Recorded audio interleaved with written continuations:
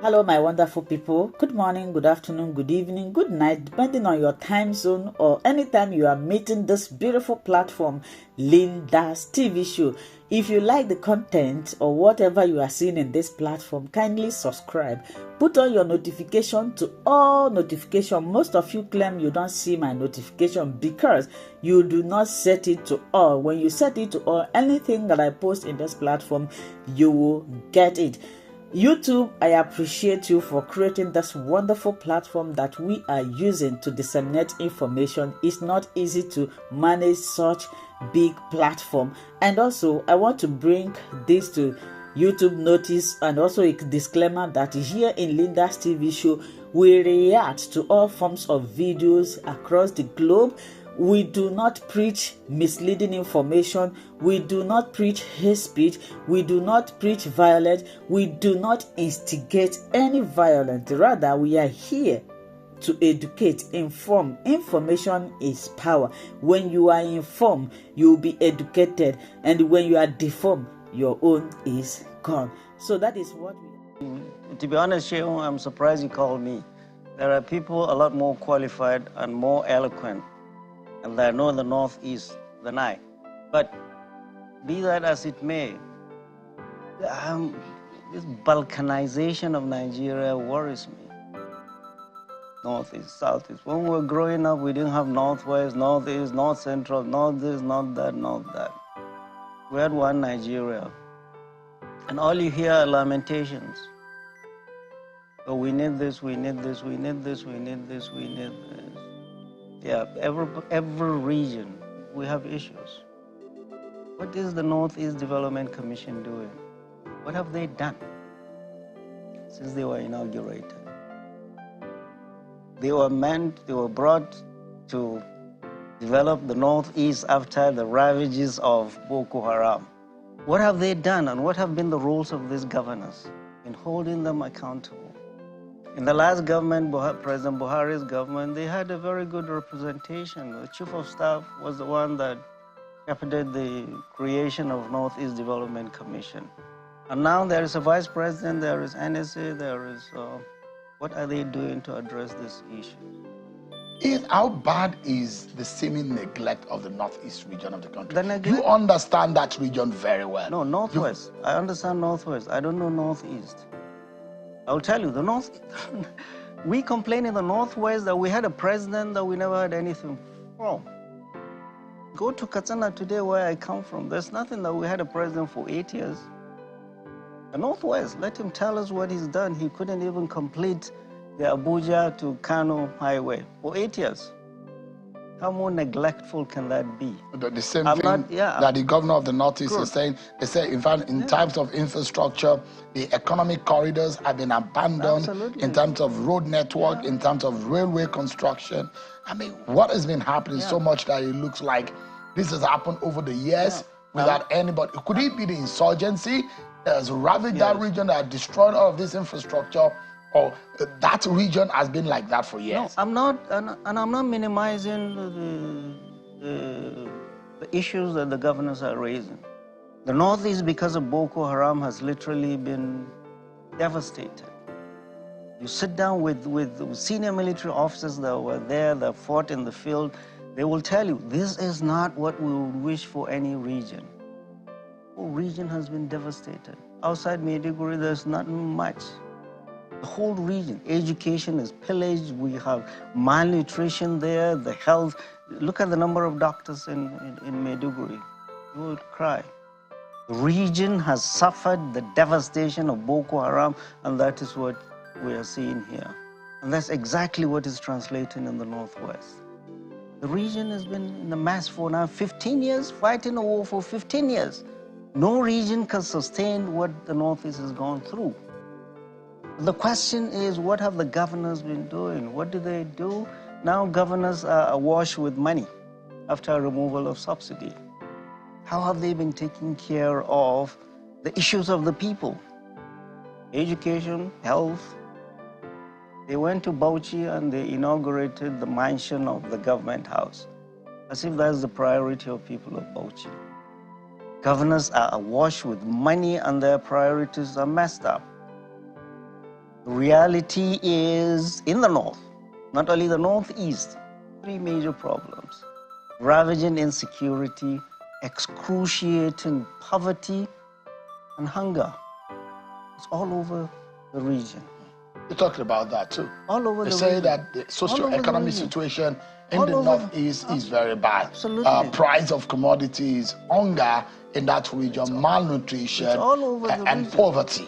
The governors also brought it back. These are the three main But what do you make of the manner in which our nation is structured, our federal system is structured? It's supposed to allow the federating units to be able to live their own lives in such a way that they can stand on their own and minimally look up to the center for help. But it does look like everyone suck up to the center. Yeah, because that's the survival of the constituent unit is limited. Right, because that's where all the money is. That's where all the money is. Anybody that has the money, and then he has control of everybody else goes to him. And this is what all the governors do. They go with their pants every month, collect the money, and a lot of them go to the BDC, change the money into dollars, nothing get back home. This is the sad situation we are in. In the north, if I'm the president or if I'm the governor in any state, we are richer than the south. In what sense? Many ways. Three things. The north, agriculture, if we concentrate on three things: agriculture, solid minerals, and solar, we'll be done. All the water, all the hydroelectric power stations are in the north. Mambila. The northeast is complaining there's no power. When Mambila nothing is happening. Yeah. There are a lot of lamentation. Yeah, who was there? Who was there before? If we had developed Mambila, we wouldn't be in this mess. The north is richer than the south. We need in terms of agriculture, untapped deposits. Absolutely. We have the land for agriculture. We can feed not only Nigeria, but the whole of West Africa. Secure our people, let them go back to the farm. Number two, and do not abandon agriculture and go and run after this oil that is fluctuating all over the place. Solid minerals, we have it all. Why is the fight in Zamfara and all over this northwestern state? Because of gold. Largely. Yeah, a lot of it.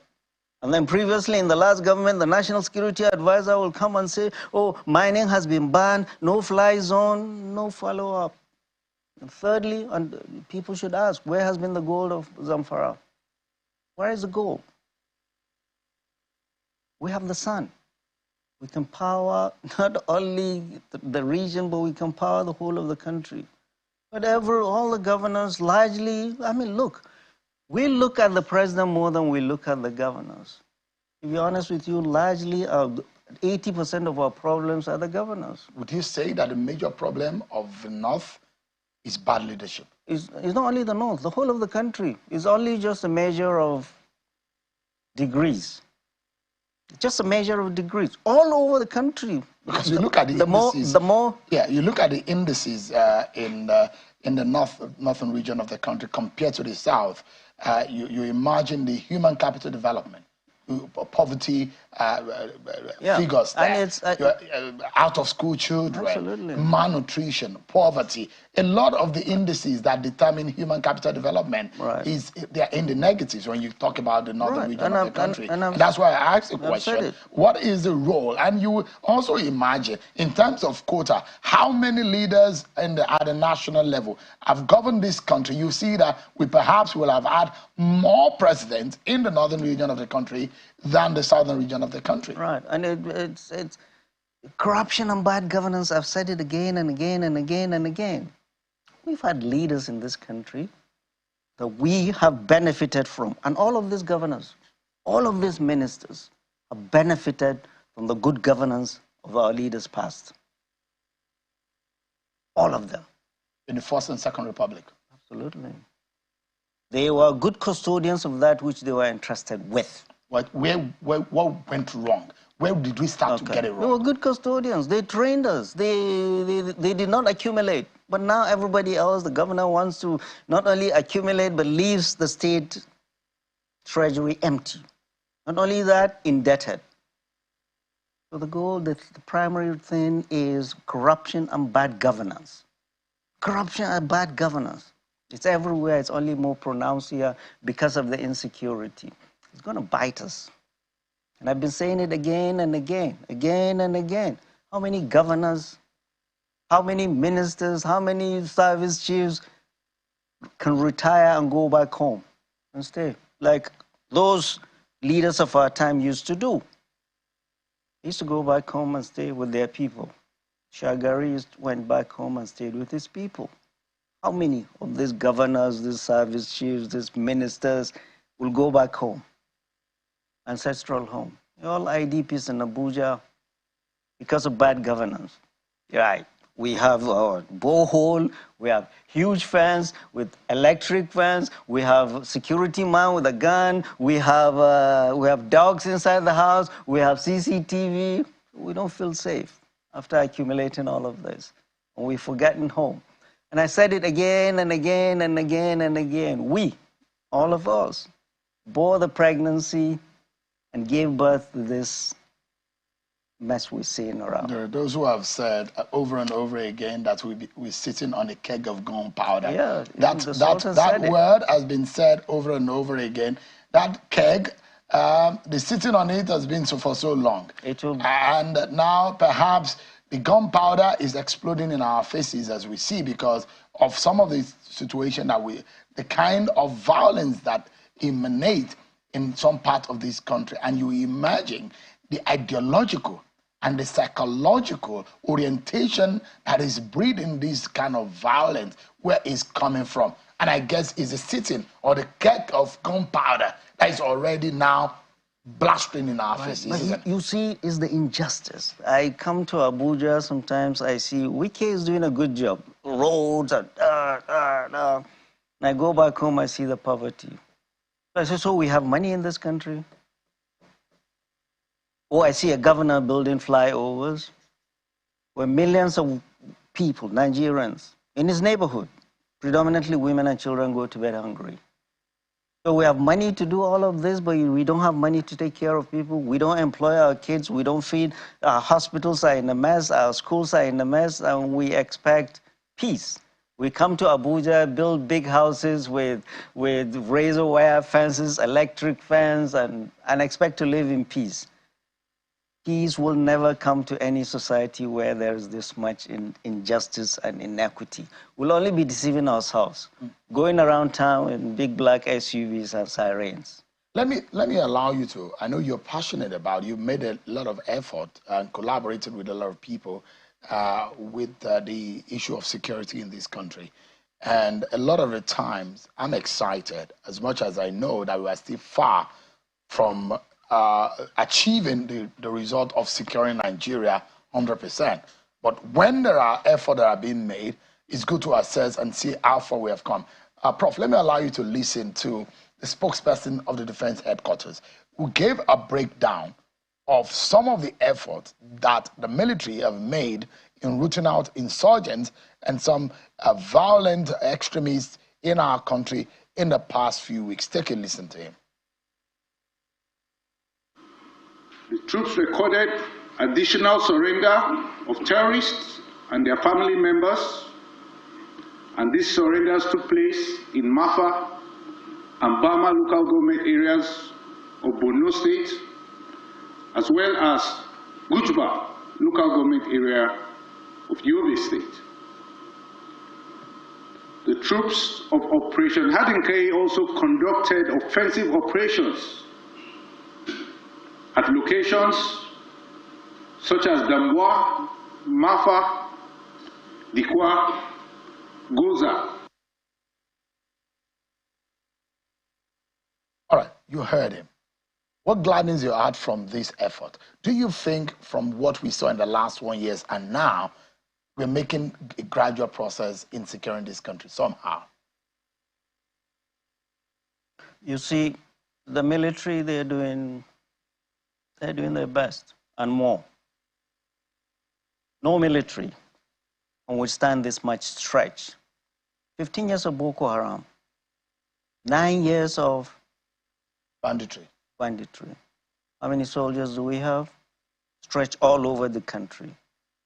deployed all across 36 geopolitical zones. And sit at home and hyper agitation in Everywhere, the southeast. no, everywhere. And largely, a lot of what they're doing, internal policing. They are taking the responsibility of the police. They are taking the responsibility of everybody. They are doing their part and they are doing more. But we are overstretching our military.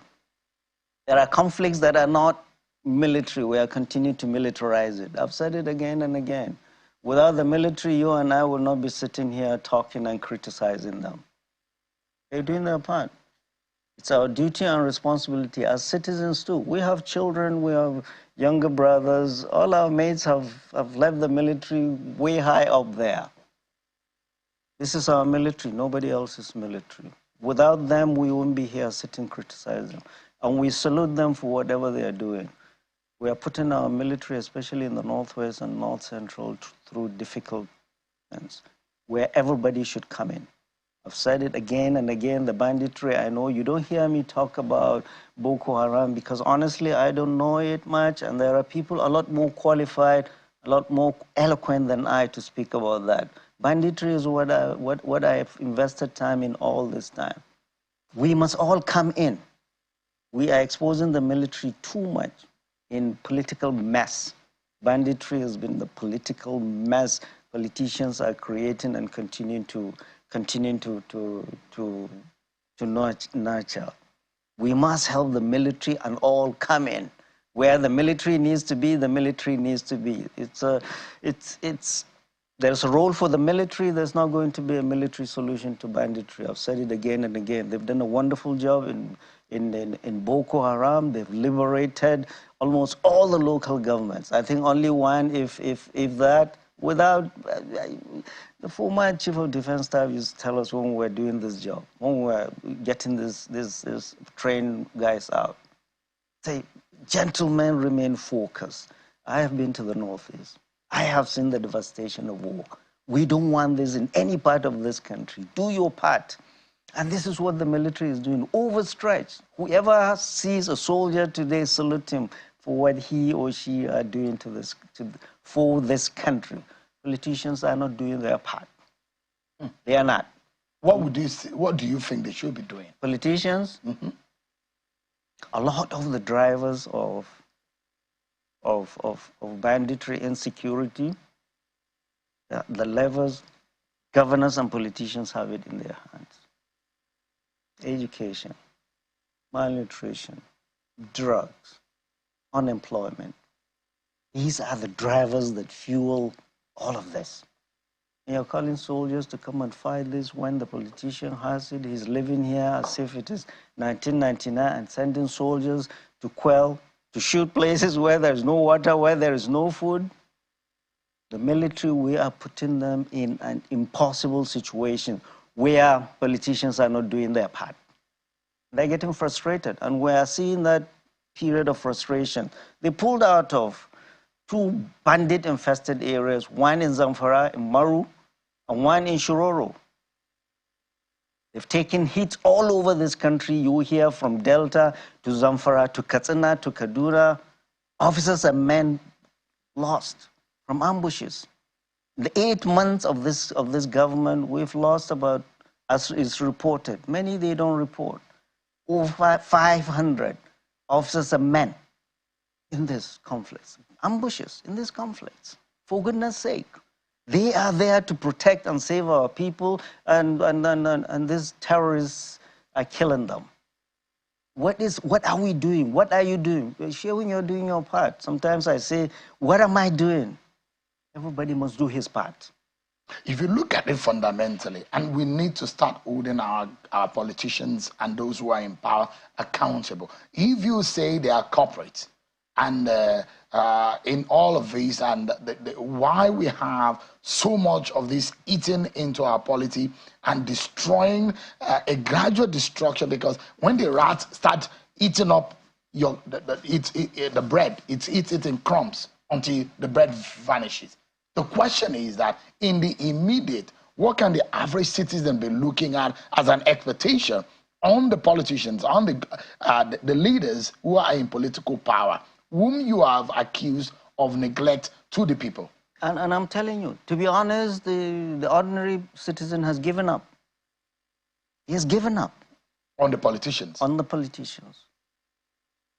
You go to, there is a report by the American Society or Nigerian Society of Hypertension. Doctors that take care of people who have hypertension. Of the 70 million Nigerians, adults that have hypertension, half of them, that's 35 million, are not on medication because of the skyrocketing cost of medications. They've stopped taking their medications. That's why we see a lot of complications from hypertension, strokes, heart disease, renal failure. People die. People don't go to hospital because they cannot afford it. It's not the soldier that does this. What is the price of a loaf of bread now? Family loaf in Abuja, 1,200, 1,300. You go to many villages. You bring out 1,000 naira, wallahi, nobody can give you change. That's how poor people are. Yet our leaders are here, they are disconnected from realities of our people. We've seen how the other time members of the Senate are saying, oh, this one got 500 million, this one got 200 million. They are disconnected from realities of our people. People have given up on them. There is nothing a politician from top, from local government to the president, that will tell the people that they will believe him now. This is the honest truth. They've lost faith. They've lost faith in our politicians with good reasons too. Because all deception, we're going to do this, we're going to do this, nothing happens. Look at this. I mean, on the 8th of February, Mr. President gave an order, a directive, that 42,000 metric tons of grains should be taken out of strategic reserve silos and given to vulnerables. Today is 4 months. Which vulnerable Nigerian has gotten this? For one governor, one northern governor even declared 5 working days we are going to distribute this palliatives. Nothing happened. What really angers me, 64 years after independence, we are still distributing grains to people. Just like you see in the Sudan or in Gaza, in a country of plenty. In a country where we're building, the president is building a highway from Lagos to Calabar of 15.6 trillion. That is 56% of the 2024 budget. People are lining up to get cups of grains from the governors. All the windfall the governors get, they go back home, they give people grains, cups of grains, women and children to shut them up while they continue. And you expect peace? Can never be peace in a country like this. Prof, if you look at the last, and we need to start holding government accountable and those who are in position of leadership, you look at what has happened over the last 300 plus days of this government, how would you assess it? I've said it. I've just written a paper that said Tinubu's reign of deception, destitution, and hopelessness. So we're going to do this. The example I just gave you, they're going to deliver palliatives in 4 months. Nobody has gotten it. It's one thing after the other. People have lost hope. Destitution, our people, it really hurts me and pains me to see our people, predominantly women and children, lining up. The government promised renewed hope. To get cups. Renewed hope has turned into hopelessness. Any young man anywhere on the street. We're even talking of Abuja, go to the villages, where we all come from. People have lost hope. The government says that, I mean, it's an initial pains of the policies, that things will start getting better. Are you hopeful at all? That some of these policies may be good in its sense, but maybe we are not seeing the result just yet? No, I honestly, I mean, and I've been here before. So I want in the last 1 year, and from next week they will start telling us their propaganda. What have they done that has benefited the ordinary person? What have they done? In a span of 1 year, they have made millions more people back into multidimensional poverty. They have pushed millions more children into out of school because parents cannot pay for their school fees. They have put many more people hungry in 1 year. So what have you done? What have you done? I want government to tell us. Don't give me the story about, oh, they're just floating the dollar. It's all another deception. You increase the taxes, you hike the interest rate, and you borrow money thinking you'll prop the naira artificially. And you keep taxing everybody. This is exactly what he did, what the president did in Lagos. Tax, tax, tax, tax, tax. And the economic team, to me, honestly, look more like tax collectors than economists. Taxation does not grow economies. Only production does. They seem out of, they're out of their depth, to be honest. The common man does not see the way out.